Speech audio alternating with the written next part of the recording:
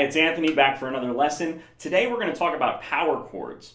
And so before we talk about power chords, we have to talk about the notes that are on the fretboard of the guitar. So up to this point, we have been talking about the strings by their given name. So for instance, E or D or A.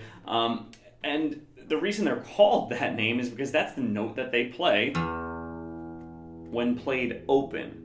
So open is obviously me not pressing down that string on any given fret with my left hand, okay? So open is just that, it's open. So once we start pressing down on different frets, obviously that note changes, and so the question is, what note are we playing? And so we have a diagram up here for you, and it's also on anthonylibruno.com/lessons, where you can get a whole lot of resources, and I suggest you do so. So the diagram will show you, and it's something that you can memorize, but I want to go over the concept really quickly. If you're comfortable with piano or you're familiar with the piano keyboard, you'll notice that from left to right, the notes are going up by half steps. So the fretboard is the exact same way. Each fret that we go up, we're ascending one half step. So let's start with low E, for example. So low E is open. We can think of back here as the 0 fret, okay? It's open. Right? Once we press down the first fret, now we're going up from E to the note F, right? On the piano keyboard, there is no black key, which black keys are either sharps or flats. There's no black key between E and F, so that means we're going straight from E to F, but now once we reach F, the next fret up is not G, because there is a black key between F and G. So that's going to be F sharp or G flat. If it's above it happens to fall between F and G, so it's F sharp. Sharp means a note that is raised by a half step. It's higher by one half step. G flat is the same exact note as F sharp. It's lowered by a half step. So you'll notice on the fretboard diagram that it'll say F sharp / G flat, because that means F sharp is the same exact sound or the same note as G flat. All right, it just depends what key you're in, and we can get into that in the piano lessons and the music theory, why we refer to it by different names depending on what key we're in. All right, so we have E, then F sharp or G flat.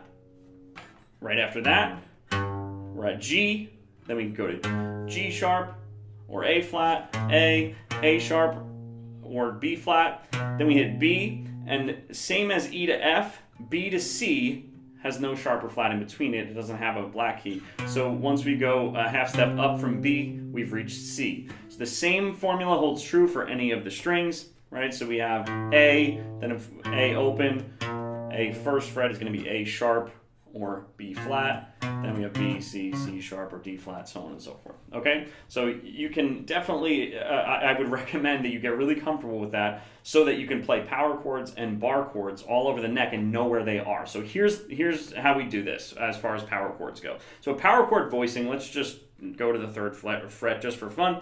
So pointer finger will be on whatever fret the root note of the chord is. So if we're trying to play a G power chord, for instance, we just did E, F sharp, or G flat. Now G, okay. So wherever my pointer finger is, that's the name of the chord. That's the root note of the chord. So your pointer finger is really important. And bass players, that's going to be the note that you jump to whenever a chord changes. You're going to want to play that root note, unless it's a slash chord, which we will talk about in a future lessons.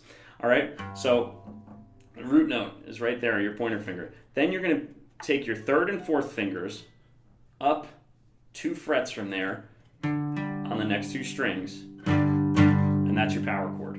What you're going to want to do is block the last few strings, the last 3 strings, from making sound, because the power chord is just those 3 notes. All right? And sometimes you could even play them just the first 2 notes as well, but I'll show you the full way, which is all 3, all right? So that's when a root note is found on the E string.